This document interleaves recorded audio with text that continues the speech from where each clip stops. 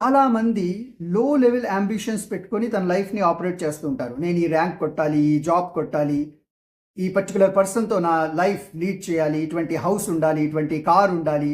ఈ ఆబ్జెక్టివ్స్ వెనకాలే వాళ్ళ ఫుల్ ప్రయత్నం, టోటల్ ఫోకస్, ఎనర్జీ అంతా వాటి వెనకాలే పెట్టేస్తారు.